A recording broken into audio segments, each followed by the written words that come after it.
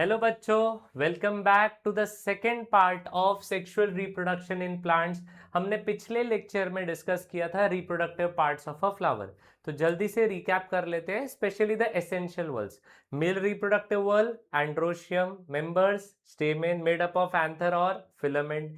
Inside the anther we had many pollen grains, जिसके अंदर बैठा है हमारे two male gametes. Female reproductive part gynoecium, जिसके मेंबर्स को बोला जाता है कार्पेल। कार्पेल के अंदर ऊपर स्टिग्मा, फिर स्टाइल, फिर ओवरी। ओवरी के अंदर थे एक या बहुत सारे ओव्यूल्स। ओव्यूल के अंदर था एम्ब्रियोसैक। एम्ब्रियोसैक के या अब जल्दी से बात करते हैं, सेंटर पे एक सेल, बाजू में दो सिनर्जिड्स, फिर दो पोलर न्यूक्लियाई और ऊपर तीन एंटीपोडल्स।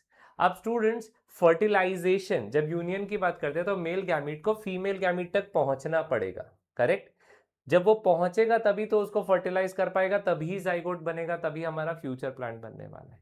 तो वहां पे तीन स्टेजेस पढ़ेंगे हम, पॉलिनेशन, डबल फर्टिलाइजेशन और जर्मिनेशन। तब जाके प्लांट रिप्रोडक्शन कंप्लीट होगा। तो सबसे पहला इवेंट कौन सा है? पॉलिनेशन। इसमें हम मेल गैमीट को फीमेल गैमीट तक पहुंचाने का पहला स्टेप उठाते हैं। तो वो जो पोलन ग्रेन एंथर के अंदर बैठा हुआ है उसको ट्रांसफर करना पड़ेगा एंथर से टुवर्ड्स द स्टिग्मा। तो पॉलिनेशन का डेफिनेशन भी वैसा ही है। Pollen grains from anther are transfer to the stigma, this is called as pollination. अब स्टूडेंट्स, हम लोग दो टाइप के पॉलिनेशन पढ़ेंगे। पहला है सेल्फ पॉलिनेशन और दूसरा होगा क्रॉस पॉलिनेशन। सेल्फ पॉलिनेशन के लिए रूल बहुत सिंपल। अगर आपको वो स्टेटमेंट में समझ में आ रहा है कि एक ही फ्लावर इन्वॉल्व है या एक ही प्लांट में बाजू वाला फ्लावर्स इन्वॉल्व है, प्लांट एक ही है, तो उसको बोलेंगे सेल्फ पॉलिनेशन। जब हम प्लांट दो डिस्कस करेंगे तो वो क्या हो जाएगा? Cross pollination. तो देखो, सेल्फ पॉलिनेशन क्या है? When the pollination involves only one flower और टू फ्लावर्स। कंफ्यूज मत होना, फ्लावर्स दो है लेकिन born on the same plant, मतलब present on the same plant, it is called as self pollination. देख सकते हो, या तो खुद में ही या बाजू वाले में, लेकिन प्लांट सेम ही रहेगा, तो उसको क्या बोलेंगे? Self pollination. तो क्रॉस पॉलिनेशन में क्या बोलेंगे? ये सिमिलर डेफिनेशन हो जाएगा, but when pollination involves two flowers borne on two plants, plants अलग है बट स्पीशीज सेम है, तो उसको बोलेंगे क्रॉस पॉलिनेशन। क्योंकि अगर स्पीशीज को तुम बदल दो तो वो हाइब्रिडाइजेशन की तरफ चला जाएगा स्टोरी। तो हमने पॉलिनेशन में दो पढ़े, सेल्फ पॉलिनेशन और क्रॉस पॉलिनेशन। अब ये पॉलिनेशन करता कौन है? ये पॉलिनेशन जो करते हैं उनको बोलते हैं पॉलिनेटिंग एजेंट्स, जो दो टाइप के हो सकते हैं, नॉन लिविंग भी और लिविंग भी। तो देखो, नॉन लिविंग में कौन है? अबायोटिक, दैट इज विंड और वाटर। सर, वाटर कैसे पॉलिनेशन में इन्वॉल्व होगा? एक्वेटिक प्लांट्स में कौन करेगा मूवमेंट? तो वाटर हो जाएगा। विंड जानबूझ के नहीं, एक्सीडेंटली वो पॉलिनेशन में हेल्प कर देता है। अगर मेल फ्लावर यहां पे है और फीमेल फ्लावर यहां पे है, तो विंड अगर इस डायरेक्शन में फ्लो हो रहा होगा तो वो पोलन ग्रेन फ्लाई होगा। आपने देखा ना, ऐसे ये फ्लाई हो जाएगा और वो स्टिग्मा पे लैंड हो सकता है। Same with water. अब बायोटिक एजेंट या लिविंग ऑर्गेनिजम्स कौन से होते हैं? वो हो सकते हैं इंसेक्ट्स या अदर एनिमल्स। इंसेक्ट्स हो गए, बर्ड्स हो गए, एनिमल्स हो गए, ये सब पॉलिनेशन में हेल्प करेंगे।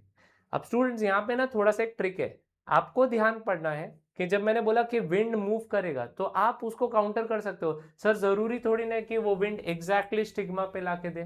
सर, जरूरी थोड़ी ना कि वो इंसेक्ट पहले मेल फ्लावर पे बैठे और बाद में फीमेल फ्लावर पे बैठे। ये कंपलसरी तो नहीं है, तो मैंने आइडियल सिचुएशन बताई है।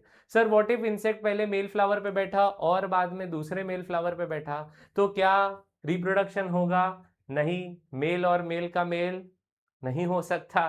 तो यहां पे आपको देखना है कि हमने जब स्ट्रक्चर ऑफ फ्लावर पढ़ा वहीं पे बात कर दी थी कि पोलन ग्रेन्स बहुत सारे होते हैं, मतलब हम प्रोबेबिलिटी पे चल रहे हैं कि बहुत सारे पोलन ग्रेन्स बनाएगा एक फ्लावर और उम्मीद करेगा कि एक तो सही स्टिग्मा तक पहुंच जाए। अब इसमें भी कुछ काउंटर्स आप ले सकते हो। सर, एक भी नहीं पहुंचा तो? अगर एक भी नहीं पहुंचा तो वो आखिरी फ्लावर नहीं था, उस प्लांट में और फ्लावर्स आने वाले थे, और वो आखिरी प्लांट भी नहीं है, ऐसे और भी प्लांट्स हैं। सर, एक से ज्यादा पहुंच गए तो उसका डिस्कशन हम आगे लेते हैं। यहां तक सब कुछ समझा हमने। पॉलिनेशन में सेल्फ और क्रॉस पढ़ा और उसके बाद पॉलिनेटिंग एजेंट्स पढ़े, बायोटिक और बायोटिक। उसमें एग्जांपल्स आपको याद रखने, विंड, वाटर और यहाँ पे इंसेक्ट एंड अदर एनिमल्स। अब पॉलिनेशन हो गया, वहां पहुंच गए, तो ऐसे केस में अगला इवेंट होगा विच इज फर्टिलाइजेशन। अब देखो ये रहा, ये ओवरी आ गया, स्टाइल आ गया और यहाँ पे स्टिग्मा आ गया। अब आपने बोला कि सर एक से ज्यादा पहुंच गए तो देखो ला दिए मैंने दो। What if to reach there? अब वो डिपेंड करता है बहुत सारे फैक्टर्स पे, जैसे कि यहाँ पे एक ही ओव्यूल है, तो सिर्फ दोनों में से एक ही कैंडिडेट को, एक ही पोलन ग्रेन को जर्मिनेट करने का ऑप्शन मिलेगा, दोनों नहीं कर पाएंगे। तो एक यहां से डिस्कार्ड कर दिया जाएगा और एक आगे प्रोसीड होगा। So stigma become sticky during pollination, इसीलिए क्योंकि वो क्या होता है, वो यहां से उड़ के आए तो ऐसा नहीं होना चाहिए ना घिसक के नीचे गिर जाए, तो ये थोड़ा स्टिकी होना चाहिए टर्मिनल, ताकि ये बराबर यहाँ पे बैठ जाए। सबको समझ में आ रहा है? अब यहाँ पे ये पोलन ग्रेन बैठ गया, व्हाट विल हैपन नेक्स्ट? आपको पता है पोलन ग्रेन के अंदर कितने गैमीट्स है? 2 मेल गैमीट्स है।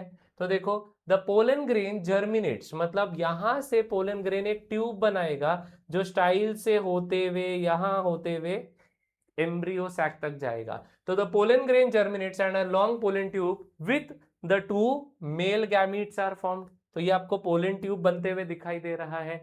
ये थ्रू द स्टाइल जाएगा टुवर्ड्स द एम्ब्रियो सैक, तो हम बोलेंगे the pollen tube reaches the embryo sac via style. देख रहे हो पोलन ट्यूब?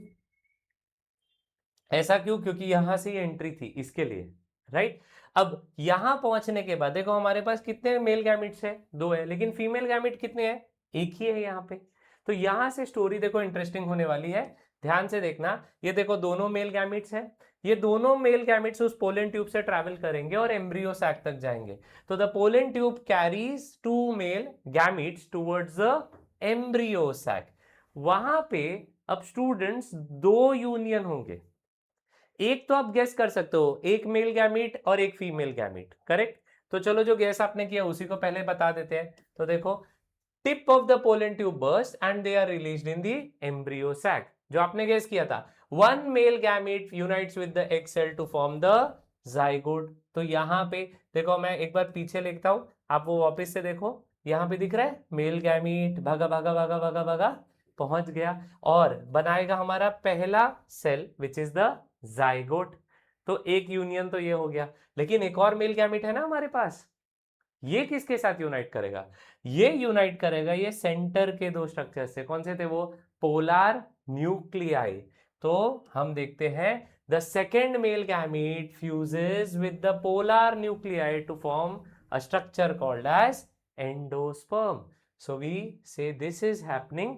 अब यहां पे 2 यूनियन हो रहे हैं, 2 फर्टिलाइजेशन हो रहे हैं, इसीलिए प्लांट्स में it is called as double fertilisation.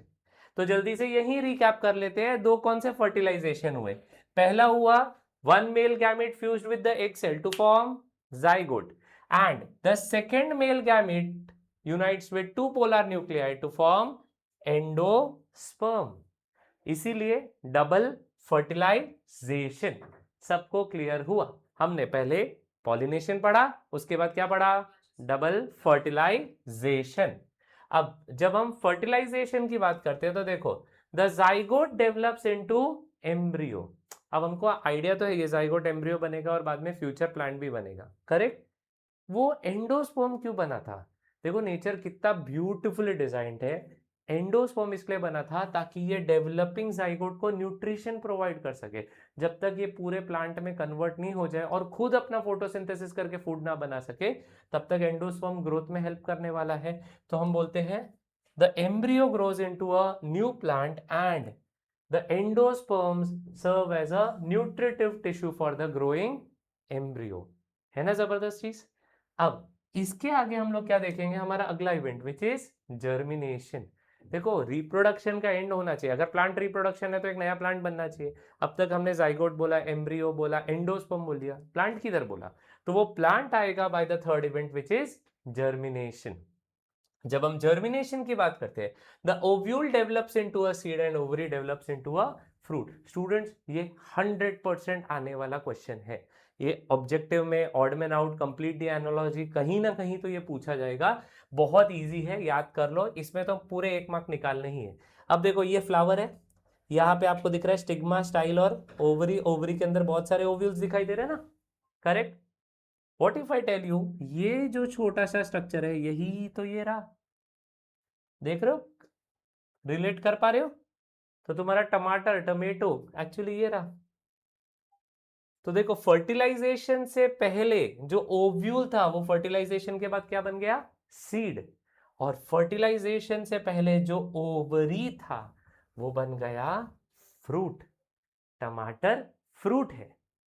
हाँ, अब आप ये मत बोलना कि वो वेजिटेबल है, ऐसे नहीं होता, वो सब्जी वाला बेच रहा है इसलिए थोड़ी वेजिटेबल कहलाया जाएगा। भिंडी, मिर्ची, सिंपल रखते हैं, अगर सीड है तो फ्रूट है। हाँ, देर आर सम फ्रूट जिनमें सीड नहीं होते, लेकिन अगर सीड है तो क्या है? फ्रूट है। सबको क्लियर हुआ?